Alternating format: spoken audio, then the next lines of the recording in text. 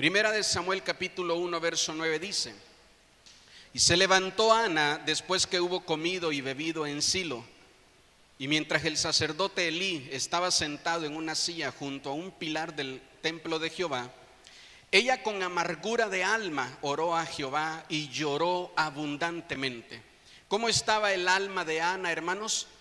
Estaba, dice aquí, llena de amargura. Vaya conmigo por favor en cada verso. Versículo 11: e hizo un voto diciendo: Jehová de los ejércitos, si te dignares mirar a la aflicción de tu sierva y te acordares de mí, no te olvidares de tu sierva, sino que dieres a tu sierva un hijo varón, yo lo dedicaré a Jehová todos los días de su vida, y no pasará navaja sobre su cabeza. Mientras ella oraba largamente delante de Jehová, Elí estaba observando la boca de ella. Pero Ana hablaba en su corazón y solamente se movían sus labios y su voz no se oía. Y Elí la tuvo por ebria. Entonces le dijo Elí: ¿hasta cuándo estarás ebria? Digiere tu vino. Y ella le respondió diciendo: no, Señor mío, yo soy una mujer atribulada de espíritu. No he bebido vino ni sidra, sino que he derramado mi alma delante de Jehová. No tengas a tu sierva por una mujer impía, porque por la magnitud de mis congojas y de mi aflicción he hablado hasta ahora. Elí respondió y dijo: ve en paz, y el Dios de Israel te otorgue la petición que le has hecho. Ella dijo: halle tu sierva gracia delante de tus ojos. Y se fue la mujer por su camino y comió, y no estuvo más triste. Y levantándose de mañana adoraron delante de Jehová, y volvieron y fueron a su casa en Ramá. Y Elcana se llegó a Ana su mujer, y Jehová se acordó de ella. Esta es una de las historias más conocidas en la Biblia, ya que es el momento donde esta mujer llamada Ana ora a Dios por un hijo, y Dios le da a ella, ¿verdad?, a Samuel, uno de los hombres más reconocidos en la Biblia, que Dios lo usó tremendamente.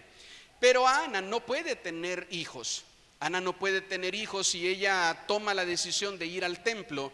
Y en todos los pasajes que acabamos de leer dice que su mente estaba preocupada, que su alma estaba oprimida, pero que su espíritu estaba atormentado. Qué difícil es cuando estamos pasando momentos difíciles y después de tener pensamientos de miedo o preocupaciones, que esto en el alma se vuelvan opresiones que nos generen ansiedad y otro tipo de cosas. Pero lo difícil es que ahora el problema que Ana tiene en su alma baja a su espíritu también, desciende al centro de su ser, al espíritu de ella, y dice que comienza a atribularla, ¿verdad? Comienza a traer una tribulación. Y esta palabra tribulación, uno de sus significados, para que usted lo note, es juicio. Ana siente que su condición es un juicio de parte de Dios para con ella, que ella está pasando lo que está pasando porque Dios la está juzgando por algo que hizo en su vida. Ana siente eso y ella lo declara delante del Señor. Llega al templo en un día de reunión, y cuando llega al templo, en lugar de estar, ¿verdad?, ministrando la palabra del Señor, declarando la visión de Dios, el pastor de ese templo, o Elí, que es el sacerdote, está sentado por allá en una silla. Está sentado porque la Biblia revela más adelante que a Elí le escaseaba palabra y le escaseaba visión de Dios. No tenía algo de Dios para decirle a la iglesia: Dios dice. Tampoco tenía una palabra para decir: Dios dijo y hoy tenemos que andar en ello. No tenía todo esto. Y entonces él desde allá de lejos empieza a ver a Ana, que está de rodillas, que está postrada en el altar y que solo se mueven sus labios, que ella está hablando en la presencia de Dios. Y Elí, ¿verdad?, toma a Ana por ebria. En lugar de poder discernir y darse cuenta que es una mujer que está orando y pidiéndole a Dios, la toma por ebria. Y esta palabra de, ¿verdad?, cuando nosotros vemos en el Nuevo Testamento que a una persona se le declara o se le pide que no sea ebria, significa que puede estar siempre en sus sentidos, en su cabal o en un juicio correcto. Y Elí le dice a Ana, va y la corrige. El que está puesto en la iglesia para poder darle una palabra de esperanza y poder ministrarla, más bien la corrige por estar orando en el templo, por estar orando en la casa de Dios. Ha escuchado o le ha pasado, ¿verdad?, que usted quiere hacer algo para Dios, pero de repente más bien le corrigen por lo que usted quiere hacer para Dios. Y esto le pasa a Ana, pero ella le explica a Elí que ella no está ebria, que ella no está mal, que ella tiene una necesidad y que ella le está pidiendo a Dios que se acuerde de ella, que por favor tenga misericordia de ella, que pueda Dios escuchar la petición que ella tiene. Y Elí entonces se da cuenta de su error y la bendice. Y ella cree la palabra. Escúcheme bien, porque ella sabe que Elí anda mal, pero también sabe que Elí es el hombre de Dios en ese lugar. Y cree la palabra. Y se va y dice, esto es muy importante, mire, porque cuando usted cree y toma una palabra con fe, toda tristeza se debe de ir en el nombre de Jesús. Ella dice que ella llegó al templo triste, pero cuando creyó la palabra que le declararon, dice la Biblia que ella regresó a casa y que no estuvo triste más. No estuvo triste más. ¿Sabe qué es lo que me enseña esto a mí? Que es decisión nuestra quedarnos tristes o no. Es decisión nuestra. A todos nos van a pasar cosas difíciles, pero tú tienes que decidir si te vas a quedar así.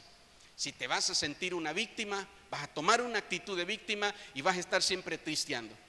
O te va a gustar, ¿verdad?, que la gente sienta lástima de ti y que la gente vaya y te apapache y te diga que pobrecito tú. Entonces, ¿qué es lo que vamos a hacer? Y nosotros nos damos cuenta que Ana está conversando con Dios y Ana le dice a Dios que él tiene una necesidad. Y Dios le responde a Ana. Pero hay 3 cosas que Ana hace antes de que de ella nazca lo profético. Antes de que de Ana nazca un profeta de Dios, hay 3 cosas muy importantes que ella hizo. Y que esas nosotros las tenemos que vivir y hacer como iglesia. Nosotros tenemos que caminar en ello. Es muy importante que podamos poner atención a lo que sucede con Ana. Dice de los versos que leíamos al final, que Ana se fue y que al siguiente día por la mañana, dice que entonces se reunió con su esposo, ¿verdad? Que tuvieron intimidad con su esposo y que Dios se acordó de ella. Entonces, póngame atención en esto. Ahorita Ana está recibiendo, ¿verdad?, el milagro de Dios, pero es importante lo que Ana hizo un día antes de esto. ¿Qué es lo que usted y yo hacemos un día antes de algo importante en nuestra vida? ¿Qué es lo que hacemos? ¿Qué decisión es la que tomamos? ¿Cuántas cosas en nuestra vida, ¿verdad?, se gestionan un día antes en lo oculto, en lo pecado? Pero nosotros anhelamos que de ahí nazca algo bueno, que nos vaya bien, que lo que salga de ahí sea bueno, sea agradable, sea perfecto. Pero no nos preparamos para eso. Por eso escuchemos hoy la voz del Señor a través del pasaje que leíamos, que Dios nos está llamando a que nosotros nos preparemos. ¿Qué hacemos un día antes de algo muy importante en nuestra vida? De eso dependerá mucho el resultado de lo que nosotros veamos. ¿Qué hacemos cuando no está, ¿verdad?, el don de Dios, el manto de Dios fluyendo en nuestra vida? Nuestro anhelo, anote esto, debe de ir de la mano de nuestros comienzos. ¿Qué es lo que yo anhelo en mi vida? Debe de ir de la mano de nuestros comienzos. ¿Sabe cuánta gente pasa al frente, se ora por ellos, se les ministra, se les profetiza, y cuando salen de aquí siguen o continúan actuando de una manera contraria a lo que Dios declaró sobre sus vidas? Nosotros no podemos cometer ese error.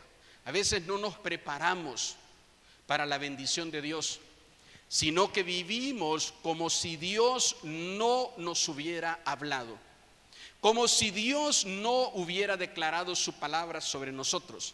Y cuando vienen las dificultades decimos: Dios, ¿dónde estás? Porque a mí, etcétera, etcétera. Pero tenemos nosotros que cambiar eso. Les decía hace mucho tiempo que creo que los jóvenes a veces desprecian, ¿verdad?, desprecian las enseñanzas o desprecian el consejo porque todavía la vida no les ha demandado esas capacidades. No cometan ese error. Aprendan a escuchar las enseñanzas o consejos que gente alrededor de ustedes que les ama les da. Si mañana vas a cantar, ¿qué haces un día antes? Si mañana vas a predicar, ¿qué haces un día antes? Si mañana te vas a ir a presentar a un nuevo trabajo, ¿qué haces un día antes? Si mañana vas a salir con alguien que te gusta y que puede ser el esposo o la esposa de Dios para ti, ¿qué haces un día antes? Si mañana harás algo muy importante, ¿de qué forma te vas a preparar? Samuel, antes de profetizar, cuidaba la casa de Dios. Debemos de cuidar y amar la casa de Dios. Diga amén, por favor. Ana tuvo 3 prácticas antes de que de ella naciera lo profético. Como iglesia tenemos que ver atentamente lo que ella hizo. Número 1, la Biblia dice que Ana lloró delante de la presencia de Dios. Isaías 43:19 dice: he aquí que yo hago cosa nueva, pronto saldrá a luz. No la conoceréis, otra vez abriré camino en el desierto y ríos en la soledad. Mire, las lágrimas es algo que todos en nuestra vida hemos visto en algún punto de nuestra vida. Las lágrimas es algo que a todos nos ha tocado ver. A todos nos ha tocado sentir nuestro rostro lleno de lágrimas. Lágrimas de desesperación, lágrimas de tristeza, de dolor, lágrimas porque nos sentimos traicionados por alguien a quien amábamos, que a lo mejor se va. Lágrimas porque perdimos algún familiar amado, lágrimas porque perdimos alguna relación, aún porque perdimos cosas materiales, perdimos una casa, perdimos un trabajo, algo que amábamos mucho. Lágrimas porque nos tocó perder un hijo o una hija. Entonces todos hemos pasado por ese momento. Lágrimas porque las cosas no salen como quisiéramos y ya no aguantamos más y nos desesperamos, ¿verdad? Y nuestra alma se llena de desesperación y empezamos a llorar frustrados, a gritar, a desahogarnos. Todos en algún momento hemos, ¿verdad?, sabido lo que se siente, así como Ana, llorar por algo que anhelamos, por algo que queremos, por algo que se escapa de nuestras manos, que nos supera y que no podemos hacer más nada, y de repente nuestra alma se quebranta. Nuestra alma se parte en dos, se quiebra, y cuando el alma se quiebra, lo que sale son las lágrimas. Cuando el alma se quiebra, dice, ¿verdad?, el libro de los Salmos, que las lágrimas, las muchas lágrimas, dice que son el alma quebrantada. Cuando una persona está llorando, déjela llorar, porque usted no sabe lo que está pasando. Usted no sabe la tormenta y la dificultad que esa persona está enfrentando. Qué mal, ¿verdad?, consejo que es cuando alguien debe de llorar y que tú llegas y le dices: no llores, todo va a estar bien, no llores. Entonces, qué mal consejo que es ese. Déjelo que llore, porque usted no sabe qué es lo que necesita. Eso fue lo que quiso hacer Elí con Ana, ¿verdad? Pero mire, nosotros tenemos que tener esta esperanza. Todos hemos visto lágrimas antes de la bendición. Todos hemos visto lágrimas antes de un milagro. Todos hemos visto lágrimas antes de la solución a un problema. Si un día como iglesia nos dicen para qué Dios nos formó antes de ser una iglesia, debemos recibir esa palabra y caminar sobre ella. Eso es lo que le dijeron a Jeremías. A Jeremías en la Biblia lo llamaron, ¿verdad?, o le pusieron de apodo el profeta llorón, porque de verdad que Jeremías la pasó como profeta muy mal. Fue tanto el dolor y el sufrimiento que le tocó vivir a Jeremías, que en un punto de su ministerio le dijo: Señor, renuncio, ya no quiero más profetizar ni hablar en tu nombre, porque cada vez que digo una palabra en tu nombre, me golpean, me echan a la cárcel, me dejan como muerto, ¿verdad? Cada vez que hablo algo, a Jeremías lo ataban y lo azotaban para que cambiara su palabra profética, pero él permanecía firme a lo que Dios le había dicho. Dios le dijo en el versículo 5, capítulo 1: antes que te formase en el vientre te conocí, y antes que nacieses te santifiqué y te di por profeta a las naciones. Creo con todo mi corazón esto para nuestra iglesia. Antes de que se me ocurriera a mí pararme al frente aquí, ponerme a predicar, Dios ya había conocido todo esto. Antes de que cada uno de ustedes estuviera aquí, antes de que se comprara cada una de esas sillas, de que se comprara todo, antes de que todo esto existiera, existió en el corazón de Dios. Cuando algo existe en el corazón de Dios, se vuelve realidad, porque el único que tiene el poder de creación o de crear, es Dios. En Dios las lágrimas de un corazón quebrantado, fíjese bien, producen una cosecha de esperanza y de salvación. El Salmo 126, versículo 5, se lo quiero leer en la Reina Valera no, pónganmelo en la traducción del lenguaje actual, así como se los pasé. En la traducción del lenguaje actual, se lo leo aquí: las lágrimas que derramamos cuando sembramos la semilla se volverán cantos de alegría cuando cosechemos el trigo.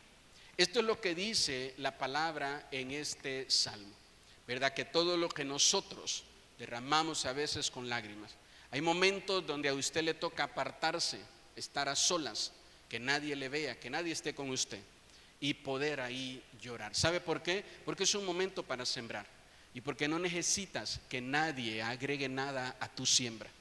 Por eso es bueno a veces apartarse y llorar a solas, ¿verdad? A veces hay gente que no entiende esa parte, pero ¿por qué lo hacemos? Porque es bueno apartarse y que nadie afecte lo que voy a sembrar. Se nos facilita ser muy honestos cuando estamos solos, cuando estamos con Dios, ¿verdad? Pero cuando estamos con alguien más, cuando sabemos que hay otro par de oídos escuchando aparte de los nuestros, empezamos a hacer oraciones, ¿verdad? Políticamente bien hechas, ¿verdad? Entonces, correctamente bien pronunciadas, donde no nos comprometamos con ninguno de nuestros pecados, de nuestros errores más íntimos. Por eso es importante que aprendamos nosotros, como dice la palabra, a sembrar delante de Dios, a derramar nuestra alma delante de Dios. El cielo ama a la iglesia que llora por un pueblo. Esto es lo que la palabra de Dios nos enseña. Pero también vemos que Ana, aparte de derramar sus lágrimas, Ana oró delante de Dios, entendiendo que la oración es conversar. ¿Cuáles son las conversaciones que tenemos antes del nacimiento de algo? Mire, cuando tú le prestas tus oídos a las personas incorrectas, antes de poner un negocio te van a decir que no lo pongas. Antes de que nazca, ¿verdad?, un hijo, te van a decir que le va a pasar algo malo.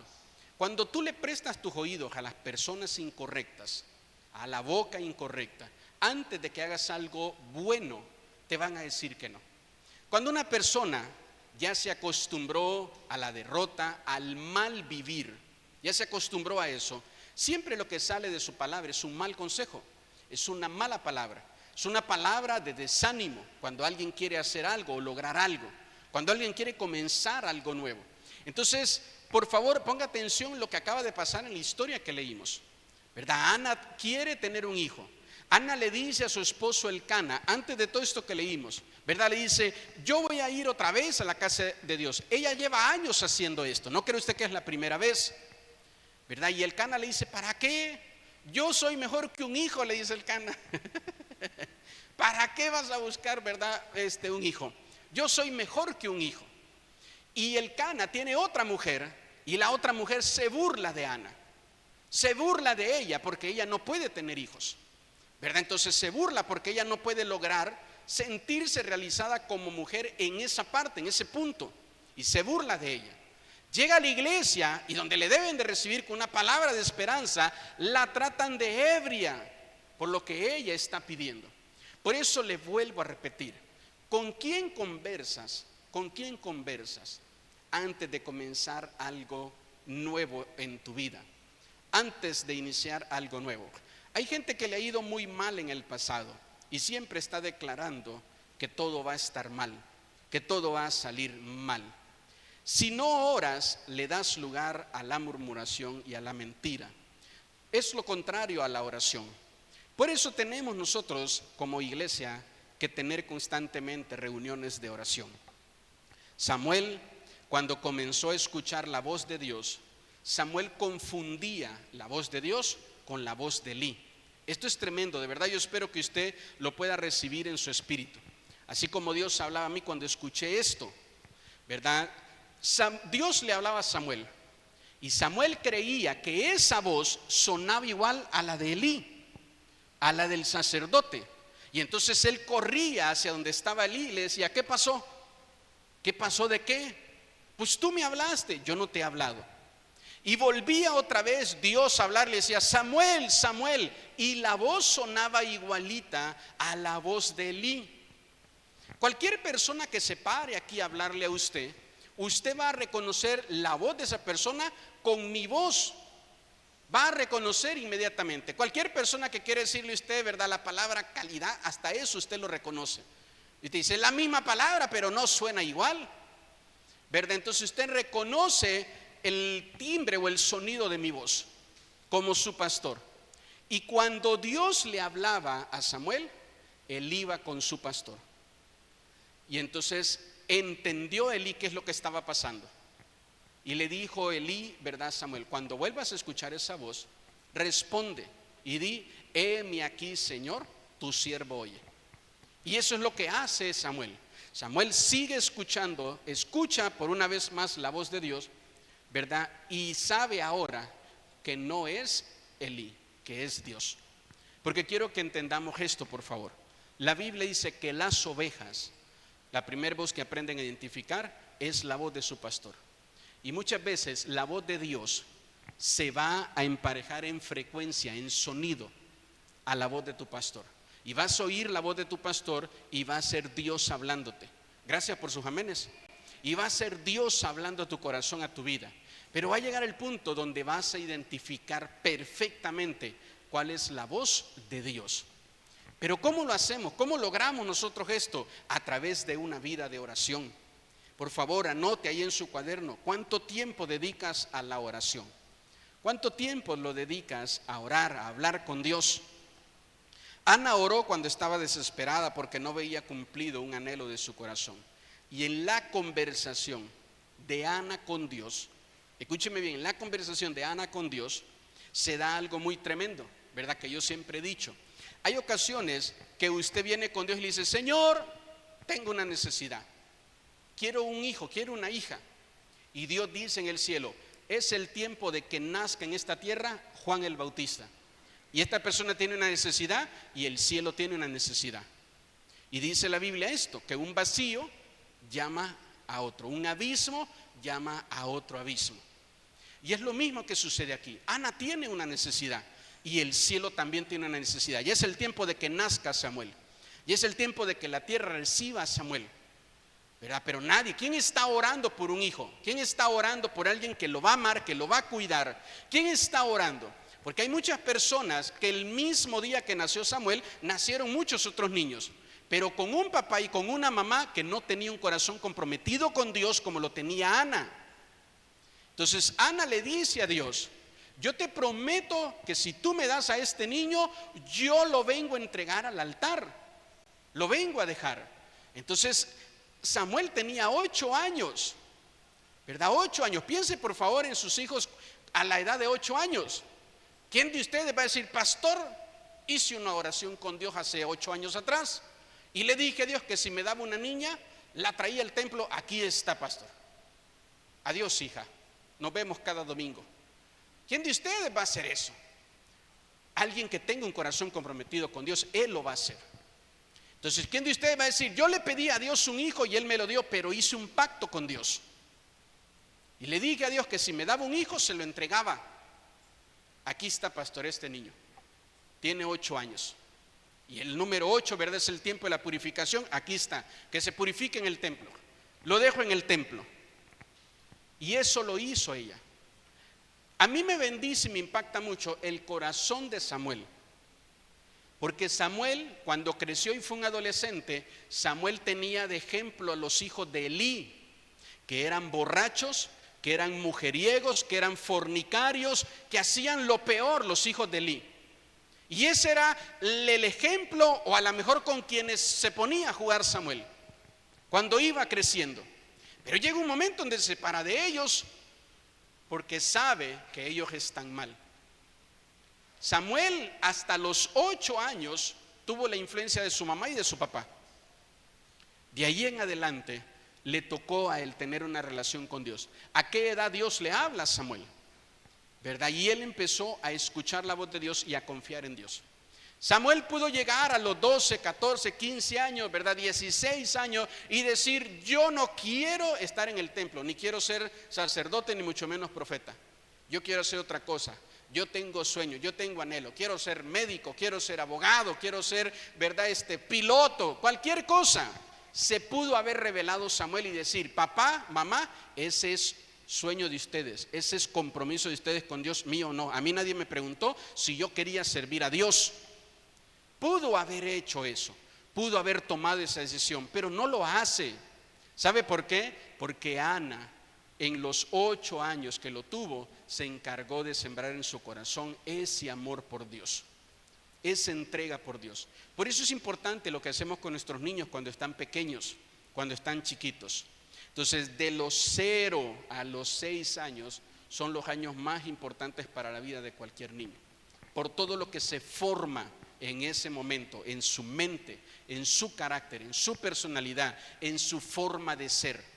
No cometa el error de muchos papás de a los 4, 5, 3 años estarle dando un celular a sus hijos. No cometa ese error, por favor.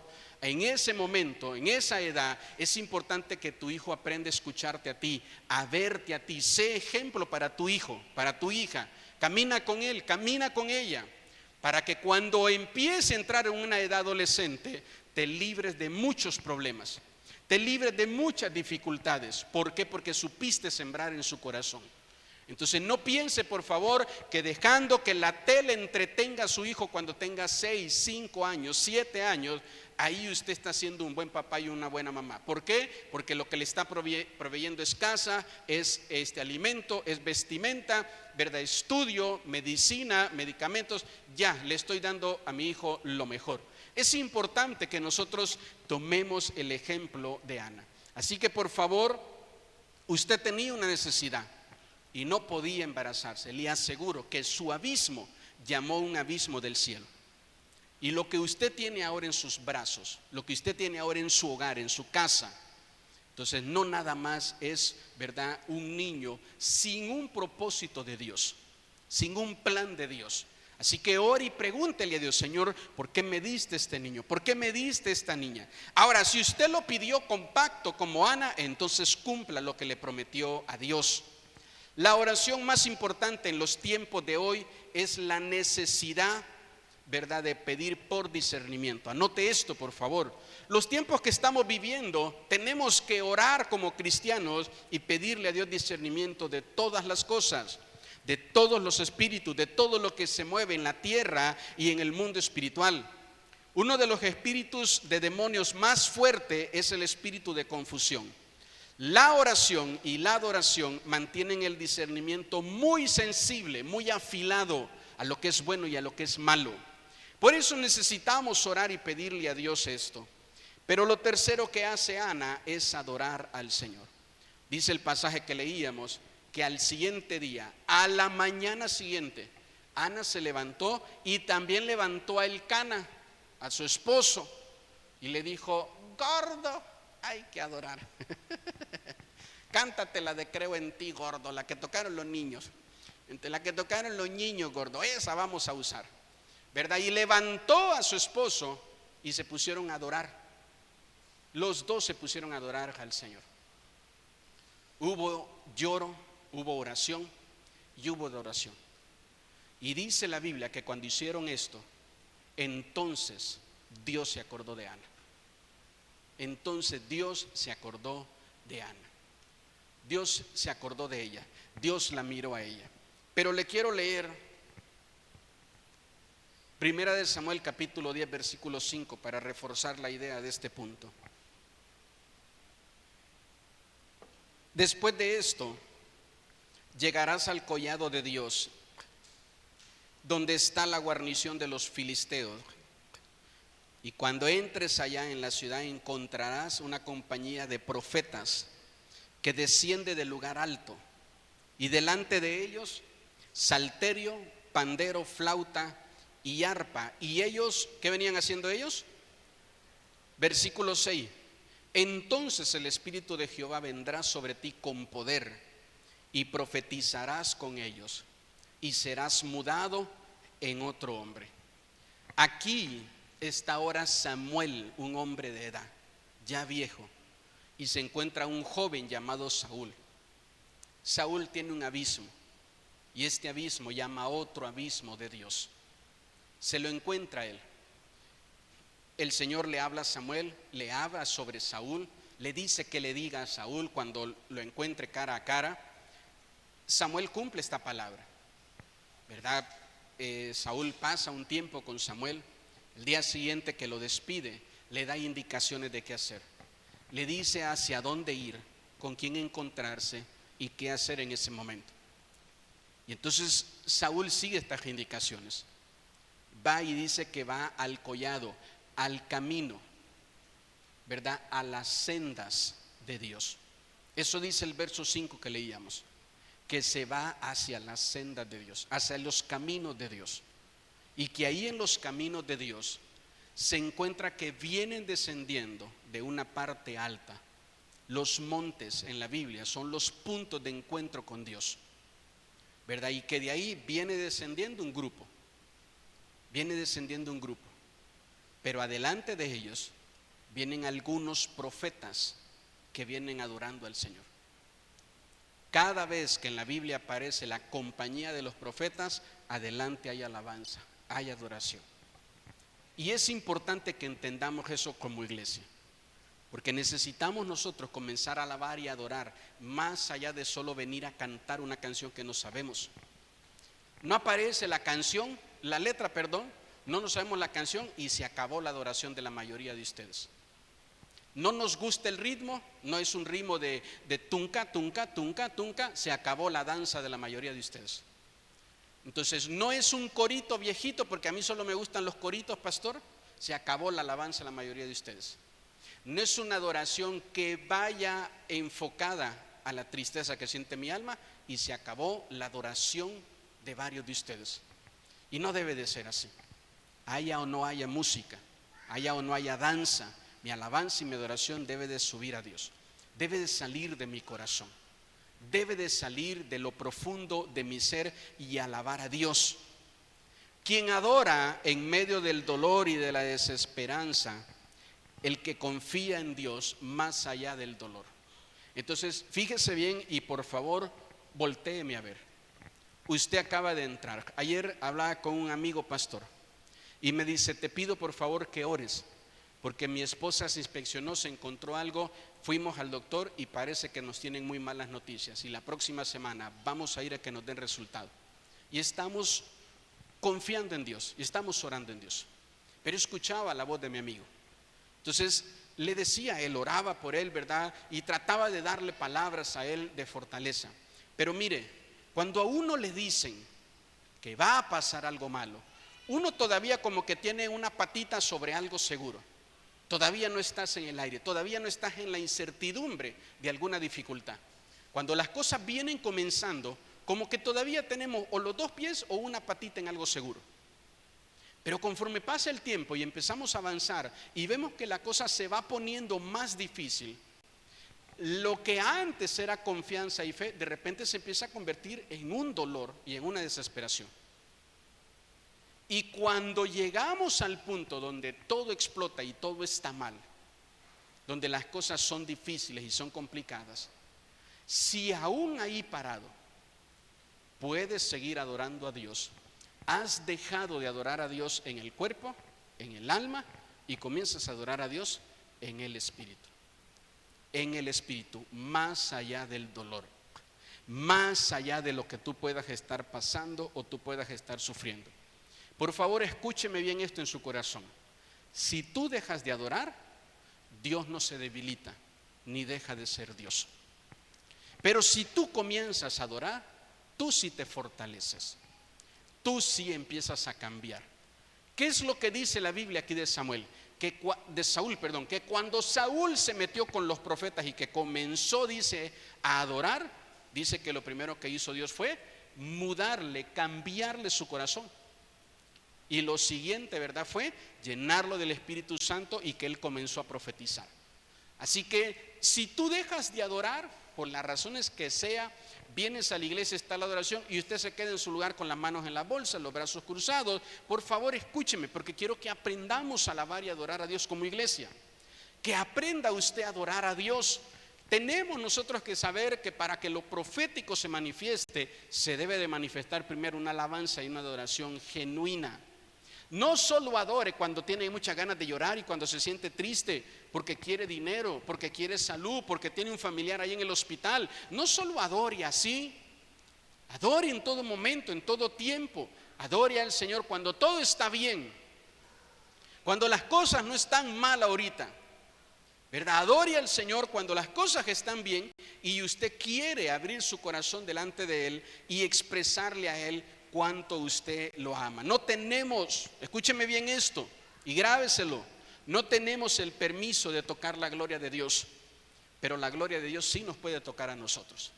Nosotros no podemos venir y la gloria de Dios ir y tocarla. Adoremos a Dios y dejemos que la gloria de Dios venga y nos toque. Y toque nuestra vida, toque nuestro corazón, toque nuestro ser, toque lo que nosotros somos, toque la gloria de Dios, nuestro espíritu, nuestra alma. Dice la palabra de Dios en 1 Samuel capítulo 9 versículo 15 y 16. Y un día antes que Saúl viniese, Jehová había revelado al oído de Samuel diciendo: mañana a esta misma hora yo enviaré a ti un varón de la tierra de Benjamín, al cual ungirás por príncipe sobre mi pueblo Israel. Y salvará a mi pueblo de mano de los filisteos, porque yo he mirado a mi pueblo, por cuanto su clamor ha llegado hasta mí. Dios ha escogido a esta iglesia porque ha escuchado el clamor de esta ciudad y nos ha preparado para este tiempo